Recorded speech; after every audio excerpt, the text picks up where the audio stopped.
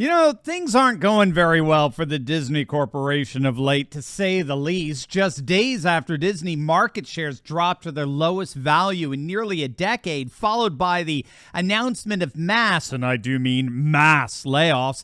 Now what was supposed to be their big Thanksgiving movie, Strange World, a movie much touted by critics for featuring the first openly gay main character, has bombed at the box office. It was so bad. It was Disney's second worst opening weekend ever. It crashed with a historically bad opening weekend.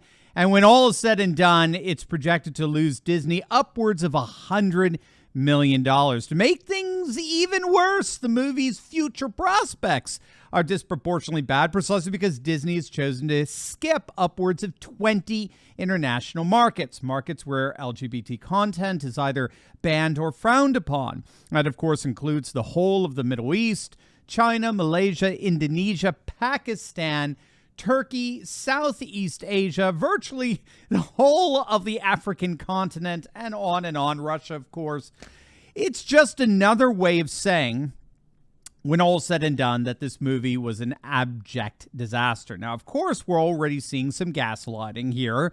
One liberal movie critic, upset at the movie's failure, tweeted out, quote, "Disney is 100% going to blame Strange World's inevitable bad box office on the fact that there's an openly gay character in the movie, when in reality it's going to flop because they didn't market it at all. They'll use this as an excuse to not have queer rep ever again."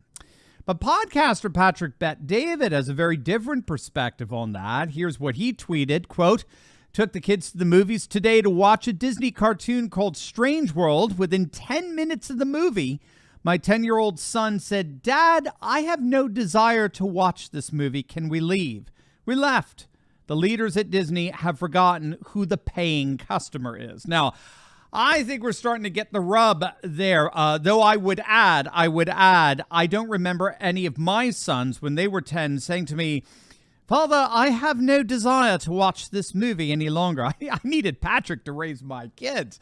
Also, even Jordan Peterson weighed in, very much akin to what Patrick had to say. Peterson tweeted out the Variety article detailing the box office disaster with the comment, "Thank the stars above for the free market." Now, the fallout from this box office disaster is happening against the backdrop of Disney's shocking announcement that CEO Bob Chapek had indeed been fired and was being replaced by his predecessor, Bob Iger, who's being brought back here. It's no secret that Chapek went full woke. He thought it would be a good idea to pick a fight with Florida Governor Ron DeSantis over his signing of House Bill 1557, which was a parental rights bill that explicitly prevented teachers from engaging in sensitive discussions about LGBT issues with kindergartners through third graders. Again, I want to stress that. Kindergartners through third graders. It was and it remains a very popular law on both, ironically, the left and the right. But Disney's CEO Chapek decided to go all in with the far left, the radical left, that rebranded the law as the Don't Say Gay law, claiming that it discriminated against Florida's LGBT community. So you had all of these protests at Disney. They were pushing back against this law. You had all this woke activism that only served to do far more damage to Disney than they could have ever imagined. A Rasmussen poll came out and found that parents disapproved of Disney's opposition to the law by a factor of 2-1. I mean, it wasn't even close. Anyone, if you think it through, anyone defending the notion that teachers should be exposing kindergartners to transgenderism is going to lose. I'm sorry, there's just no indication whatsoever that our culture, broad brush, is anywhere near supportive of such a concept. It's just not happening. And then the Florida legislature turned around and retaliated against Disney for all of this. They officially stripped Disney of their self-governing power and special exempt status in Florida. Their market value dropped to its lowest level in over a decade. And now, of course, they've had to institute massive layoffs. So needless to say, Chapek as CEO is gone. But if Disney thinks that this is just a matter of personnel restructuring, they're in for a rude awakening. Something much deeper is going on here that promises to possibly sink Disney once and for all. But first, if you're feeling a little down after those midterms, or if you're nervous about what to say to woke family members gloating over the upcoming holiday season, I want to help you. For a limited time only, gang, I'm going to give you absolutely free my go-to news resources, 7 more bonuses simply by clicking on that link below. If you want to have optimism and clarity in your arguments and counter the destroying effects of woke culture with a positive, conservative vision of life this holiday season, then don't miss this special opportunity. Download my personal news resources plus 7 bonuses that'll prepare you for 2023 and beyond simply by clicking on the link below or visiting insidersclub.turleytalks.com. What I believe is really happening here, big picture, is that wokeness, when all is said and done, is simply not a sustainable art form. And that's because, as has long been recognized by aesthetic theorists and international art critics, what makes art art, as it were, is the encounter of the transcendent. And the transcendent is just a fancy schmancy way of talking about those values that transcend any particular thing. So, for example, when I give my wife a rose for Valentine's Day, what does that rose symbolize? Well, of course, it symbolizes my love for her. Now, you notice that my love for my wife is not exhausted in that rose. If that rose were to get lost or something like that, my love for her wouldn't be comparably lost.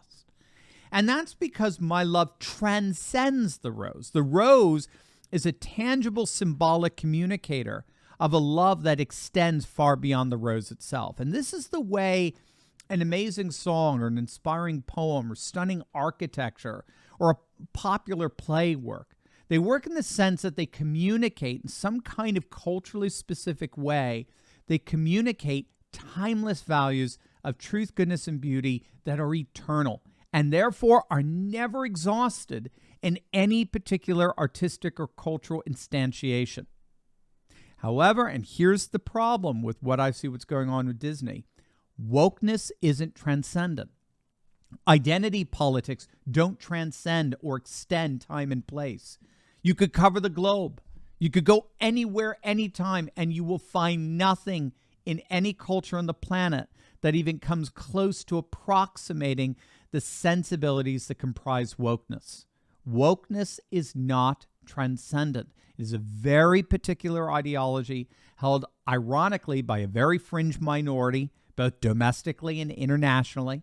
It does not have a transcendent bone in its body, and thus wokeness is not a sustainable art form precisely because wokeness itself is not sustainable. Wokeness is the brittle belief system of a tiny fringe minority who happen to exercise all the levers of cultural power. But in the end, it's all for naught. As Disney's implosion proves, their day of reckoning is indeed coming. The woke world is imploding, and with it, a sad chapter in the arts and entertainment is coming to an end. As always, make sure to smack that bell and subscribe button. And you'll definitely want to check out my latest video I just uploaded this morning on Elon Musk dropping an absolute bombshell as the EU threatens to ban Twitter. You're not going to want to miss this. So make sure to click on that link and I'll see you over there. God bless.